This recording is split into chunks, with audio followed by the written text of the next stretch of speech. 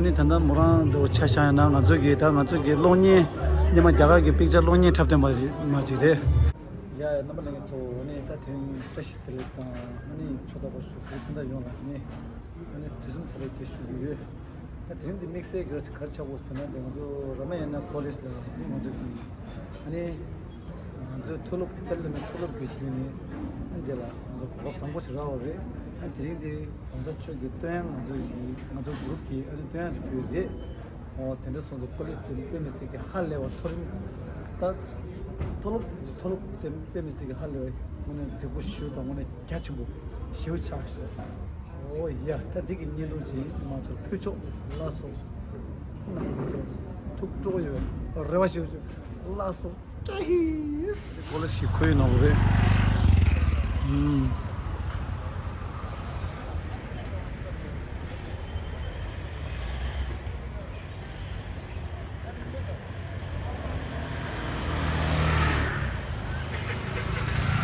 근데 거의 개체대 재단 당도 내 컴퓨터에 뭐 다야에 많이 하고는데 그래서 맨날 괜도 잘로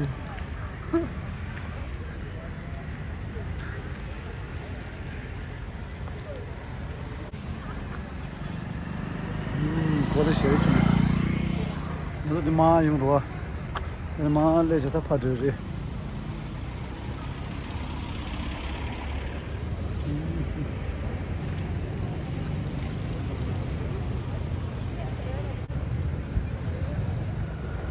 medical college 그래서 그 college 메가 nursing 사이도 찾은도 오케이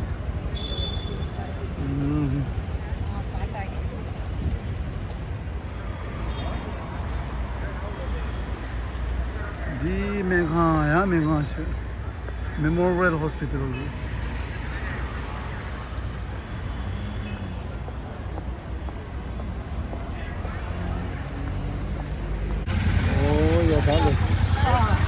당도 가진 홀들이다. 오, 다들이시. 강아지 세계서. 다디나 저자 다디나. 오, 얘가.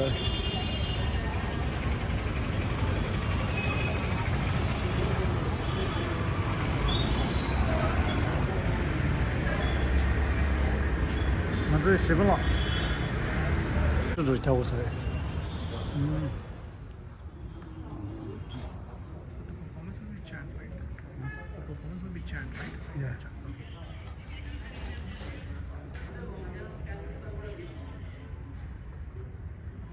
Start your shoes is it?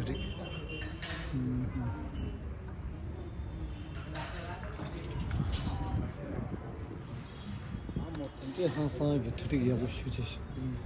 할려 있지. 오늘 잡았던데. 오늘 벌써 저기 잡았다. 오늘 제가 털어두기 이렇게. 오늘 벌써 저기 잡았다. 그래 하고 돼. 사르시티. 근데 저기 체제를 못해. 저기 투지를 못해. 알라말라제 간사마도 알래. 네. 네.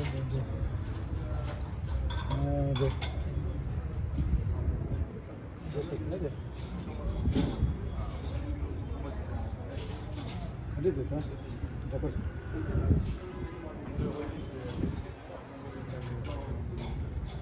처음 뵀는데. One vision through the science.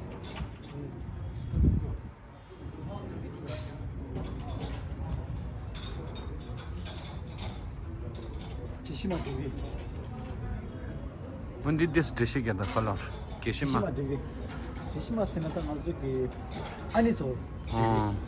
Kishina 아주 부조 그거라. Kishima스나 나중에 아니죠.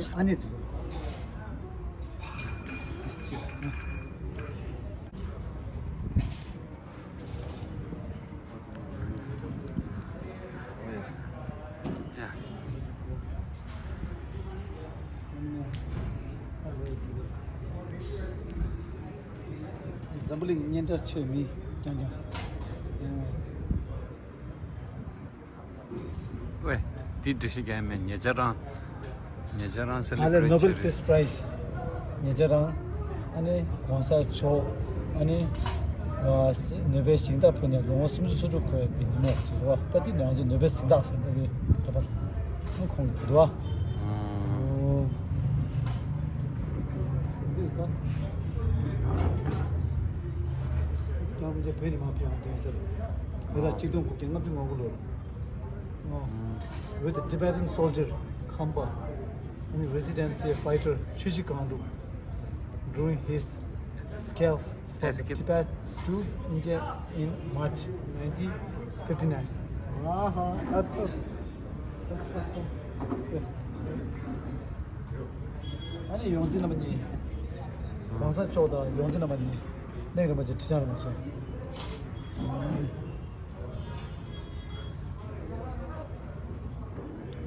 Hello, test le khani phena. Derang noni lotri. Le khare jon. Teje. Post busy. La. Nursing. Ani meshapa. Ani thanda sare lorim khajuna. Lorim tangan so mun china GNM la jura. Lao. Ondi chani ta dana post busy lorim thangbo longi jangori thando mun china. Ale loni. Ale total losum re. Total losum ondi chani longi. Ale longa. Longa. Ale ani shuksa wa. derang dengin. La meta chido shija ro. Shija Darjeeling. Oh, Darjeeling. Never da washing ge gida. Anda nang chikwa ro re sha. Ya tu chelo. Shush pesha de.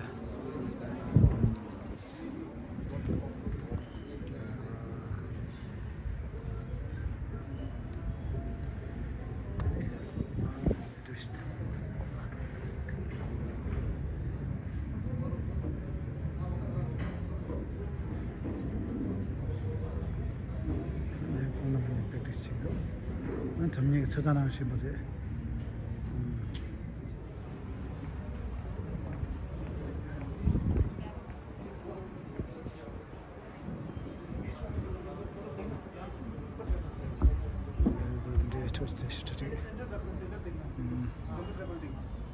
एजोलिंगस के उधर रखो ना ये centre है ठीक है ना और इधर करो हल्का सा गैप तो बात करो थोड़ा ये बबल है वाला शिफ्ट कर लो उधर से कुर्सी दूसरा लेके आ रहा हूं हां वो भी चेंज कर दो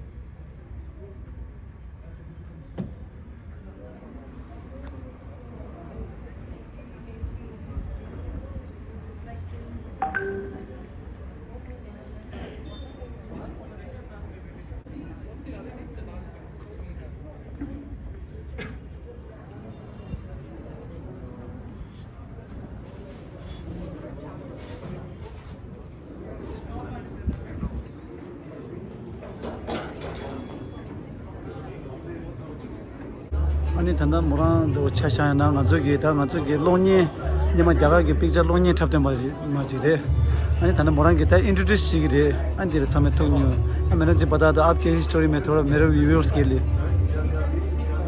नमस्ते मेरा नाम कैल्विन सैमसन है और मैं इस वक्त यहाँ इस बहुत सुंदर एक प्रोग्राम में आई हूँ जहाँ पर परम पावन दलाई लामा जी को जो नोबेल पीस प्राइज़ दिया गया था उसको हम लोग सेलिब्रेट कर रहे हैं और यहाँ पर एक कॉन्फ्रेंस है यहाँ पर एक म्यूज़िकल प्रोग्राम है और बहुत सुंदर एक प्रदर्शनी लगाई गई है परम पावन जी के लाइफ के बारे में अलग अलग उनकी लाइफ के सीक्वेंसेस चैप्टर्स हो किस तरह से तिब्बत से इंडिया आए फिर कैसे यहाँ पर वो विभिन्न प्रकार के वर्ल्ड लीडर्स से मिले और उन्होंने किस तरह की एक्टिविटीज़ यहाँ करते हैं उनके सारे कंपैशनेट एक्शंस के बारे में ये प्रदर्शनी है ये IBC और CNSS के माध्यम से यहाँ पर किया गया है तो यहाँ आकर मुझे बहुत खुशी हुई मैंने मैंने जी पहले आपके मेरे आपके देखा बहुत फिल्म में है ना पहले फिल्म लगाते हैं ना जी मैं पहले फिल्मों में काम करती थी मूवी लेकिन मुझे अभी नन बने हुए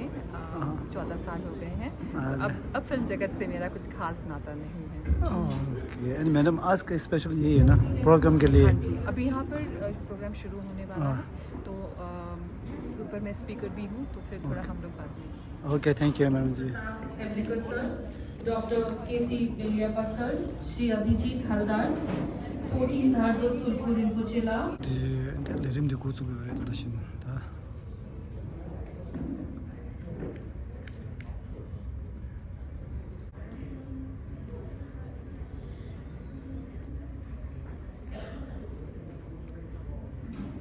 esteemed speakers, artists, and dear friends. Good evening and a very warm welcome. Today, the Center for National Security Studies, a center of excellence under the patronage of MS Ramaiah University of Applied Sciences, Bangalore, in collaboration with the International Buddhist Confederation, the global Buddhist umbrella under the aegis of the moral leader of our times. It was only the second time in his respected scholars and gifted artists who will guide us on a journey through reflection, dialogue, and artistic expression. We are honored to have amongst us revered leaders from various Buddhist traditions, renowned cultural voices, and creative visionaries who embody the spirit of compassion and wisdom that His Holiness has dedicated his life to sharing with the world.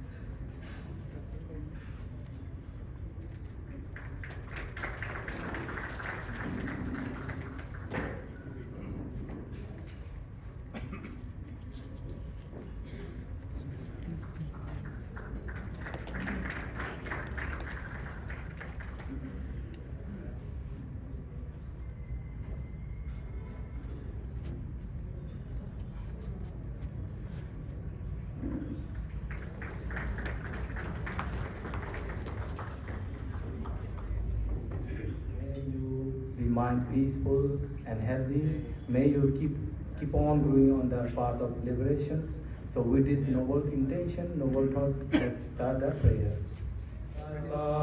Bhagavato arahato samma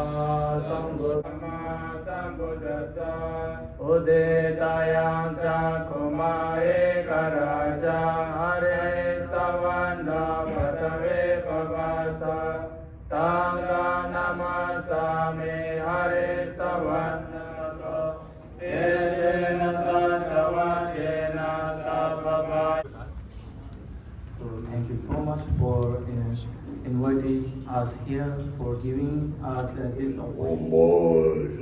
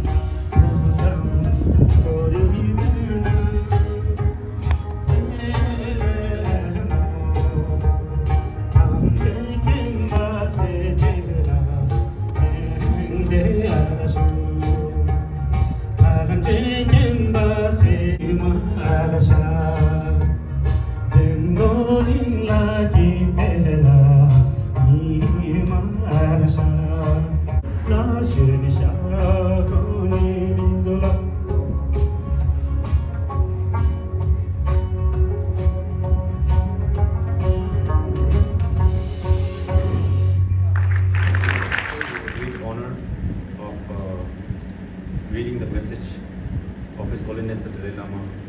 on the behalf of the CTA representatives who could not be here today. So with utmost respect, I will read it out now.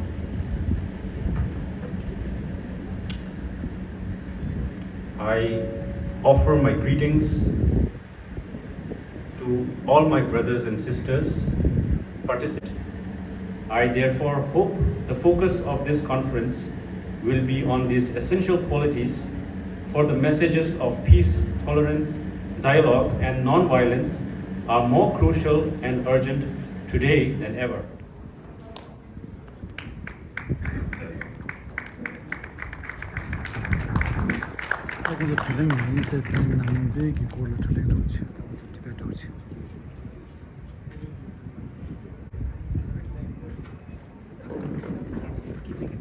PNSS and Ramaiah University and be part of this wonderful, very humbling event where we are celebrating the 90th birth anniversary of His Holiness the 14th Dalai Lama, and also commemorating the award, the Nobel Prize, which he had got in 1989.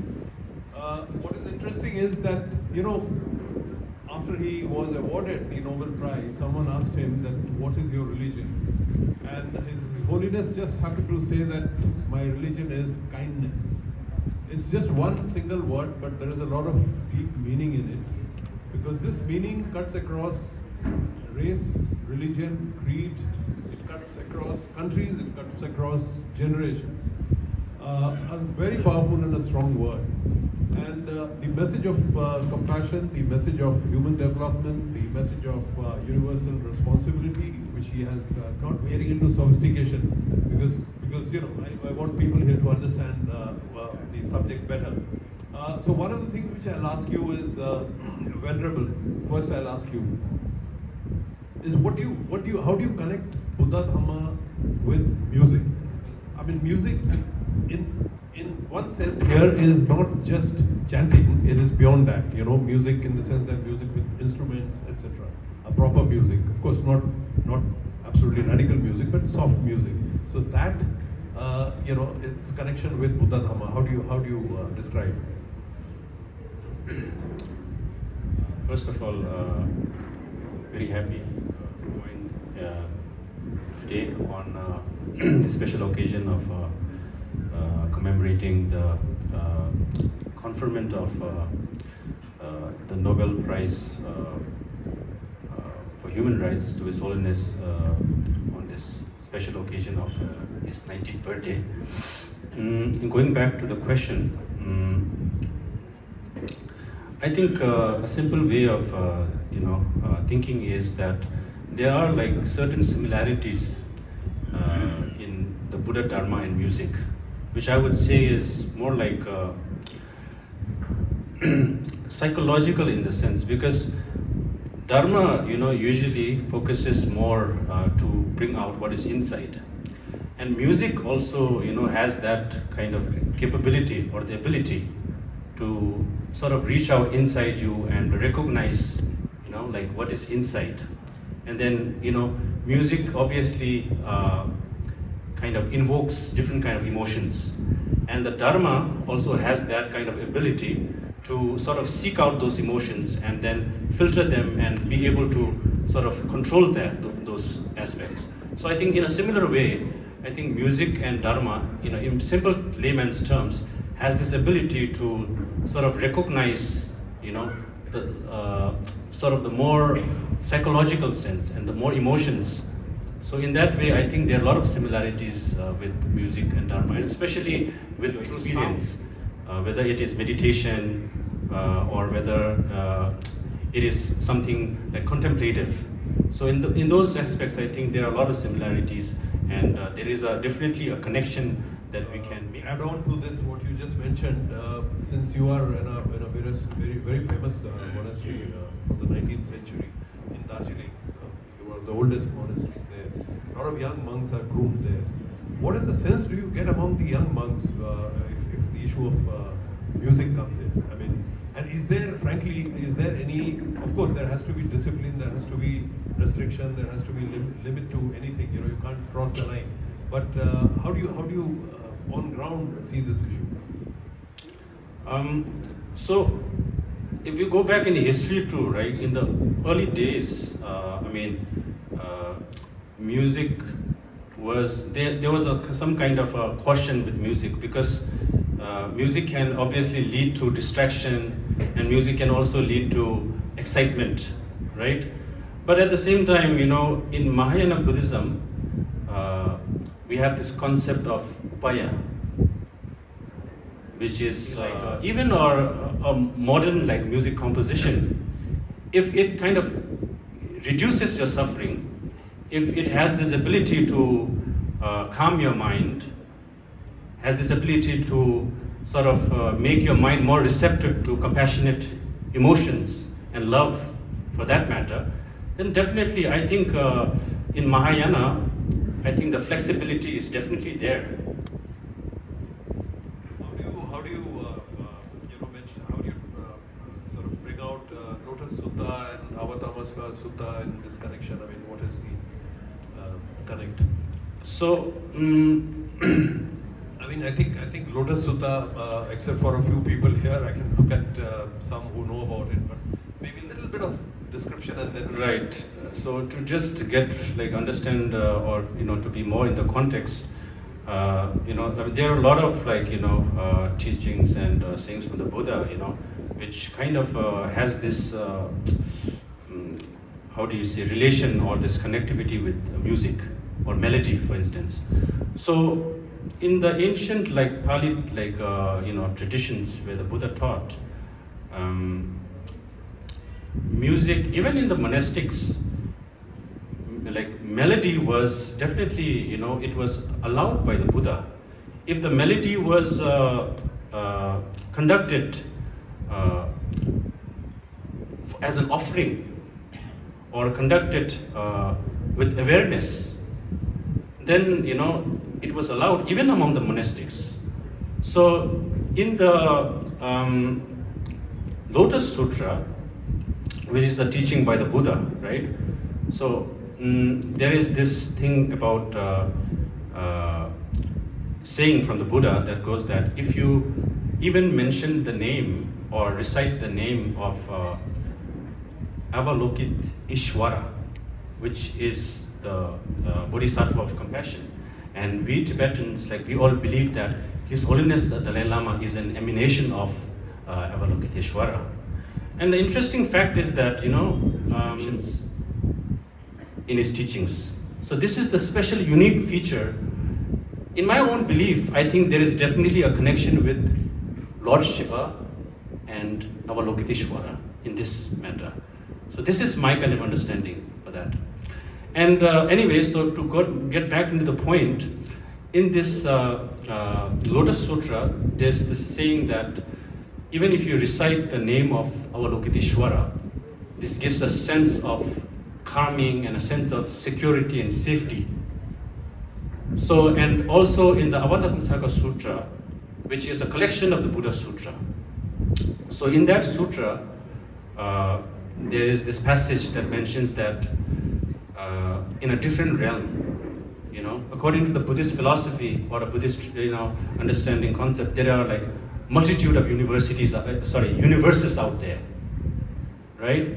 So in that regard, it mentions that when the wind blows through the jewel trees, then the sound itself becomes the Buddha's teaching or the Buddhist teaching. So in that, I think from that perspective, I think it's a kind of a poetic way of saying that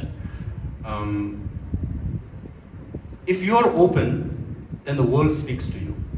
The world becomes teaching. Even the wind becomes the teaching. So I think these kind of connotations, make you realize and understand that, through sound, compassion can be aroused. Through sound, peace can be, generated. So that is why, sound. Really inspiring us to do our best. Even if we can embody 1% of His Holiness's activities and His compassionate ways of being around us, I think will itself propel us to a different level of understanding. understanding of what Buddha Dharma is all about, what true bodhicitta is really about.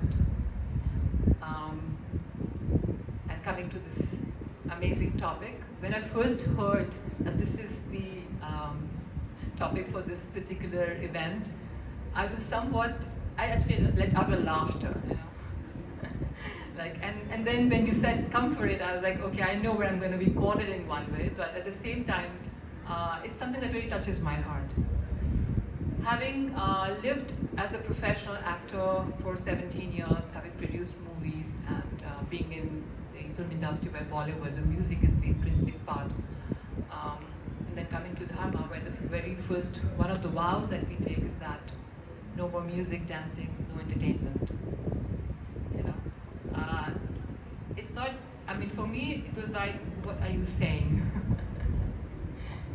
But yes, I do understand why the great sage Shakyamuni had put down that rule. It was to discipline our minds, and he was not saying this to be averse to an expressive form of art. You know, even before we say I'm a Buddhist or I'm a woman, I'm a human being, and what makes this universe is this very nad, the vibration from where this whole universe is created, and then in our meditation we know that eventually we are dissolving back into this vibration, this nad.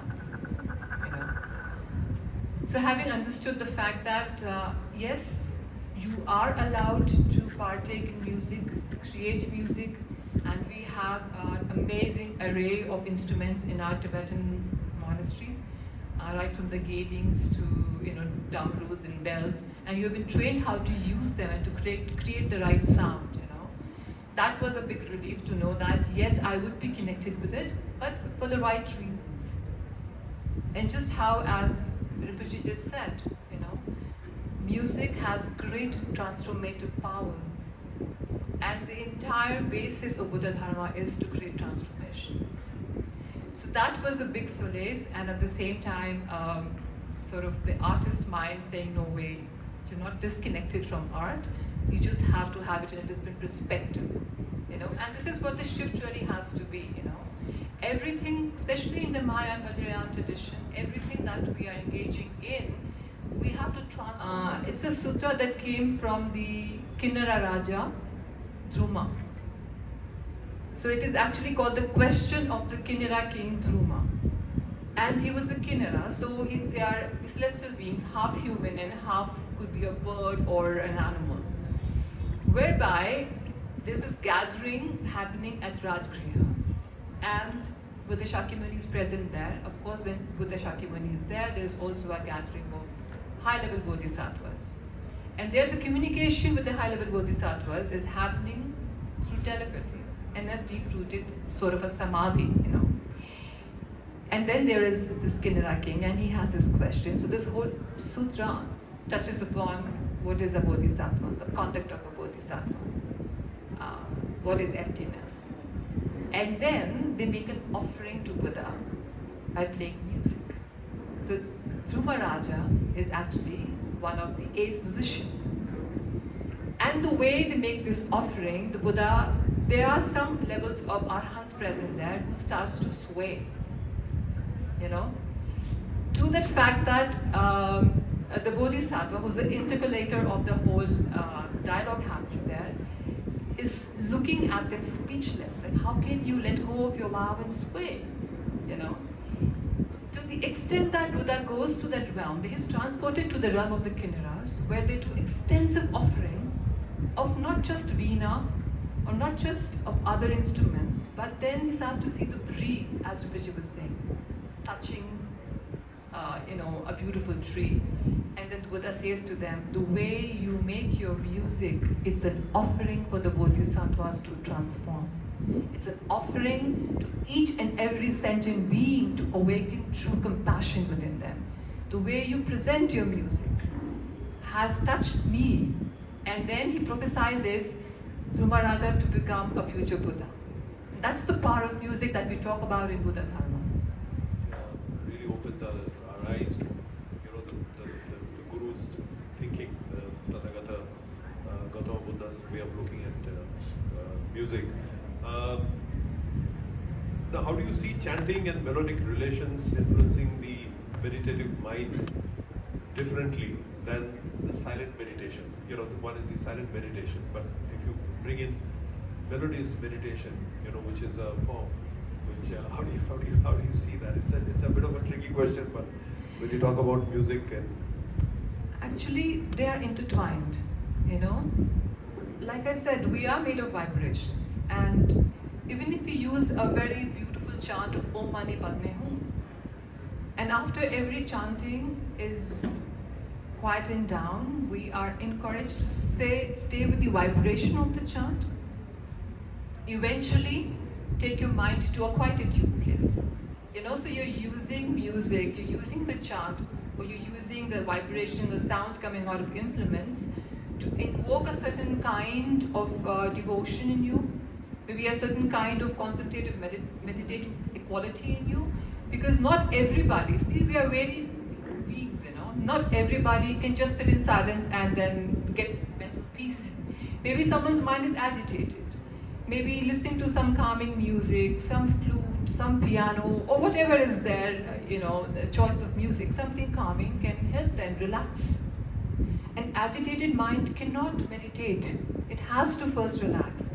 And if you use music for that purpose, you're doing a good service to yourself, you know. So from a chant, you recite Om Mani Padme Hum loud, and as we do in the monastery, and like Om Zela just now made such a beautiful, you know, invocation. And if you sit down with an invocation in that prayer, and then you allow that vibration to work with your inner senses and, you know, inner channels and winds in the truest sense, then it propels you to this kind of complementing each other, you know? Yeah. Rinpoche, I wanted to ask you, simple, I'm just going back to you. You know, in monasteries, for instance, your monastery where you have a large number of young monks who are growing up and all, do you sort of teach them or tell them or inform them or brief them on the element of music? Or if somebody has this qualification, is there any special access given to him to musical instruments, or do they, or certain number of them, do they practice certain musical instruments like?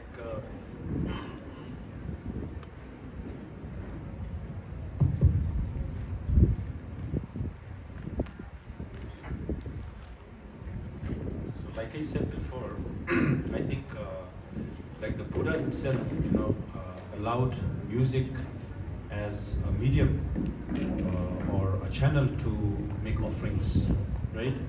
So, and in the Vinaya itself that the Buddha taught,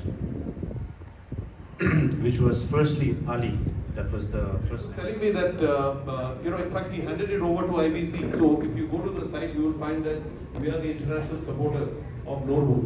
And we helped him in getting this thing generated. And he was saying that maximum questions are from the youngsters. You know, questions which they can't ask their friends or their parents. And it comes out when the answers are in the Dhamma form. You know, nothing beyond that. So this is what the Dhamma is going to tell you in this situation. Yes. So we did that, but of course, next time will be maybe music in some way, and we'll consult you for that. Consult all of you. I think But just adding to that aspect, you know, there has been a lot of, if I say I receive a lot of messages from youngsters like how to walk the path and everything. Most of them are connected because I have come from an industry which they relate a lot. Music is definitely a great unifying factor there. And I often say to them, you know, unholy about using these modalities to encourage youngsters to come to Dhamma. That's my view. Yeah, it's no good. You can sort of ask a question and respond. There is one. I have something called Yogini Samtan on my Instagram. You know, unholy about using these modalities to encourage youngsters to come to Dhamma. That's my view. Yeah, it's no good.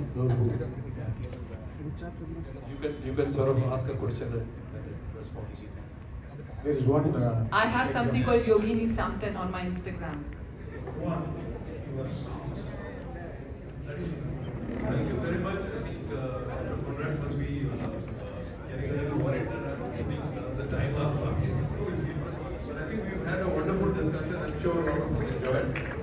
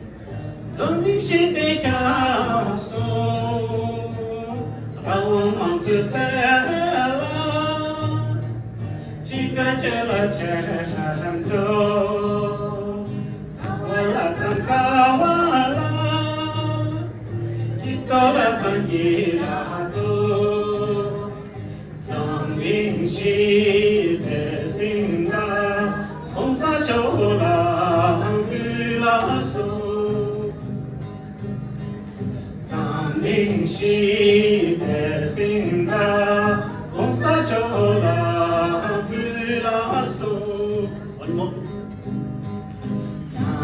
心系的心大，红沙丘拉比拉苏，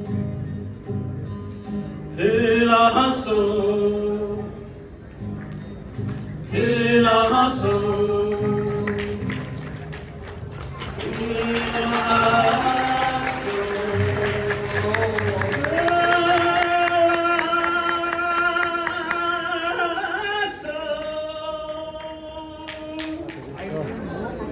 Ja, det. Alla det går tror att ni ska lära er det.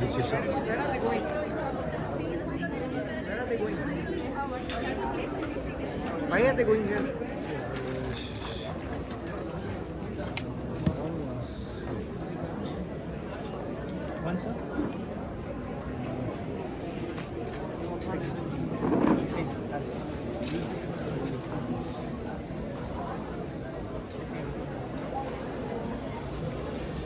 Ni kala sabshin ke wa cha jo shu so sha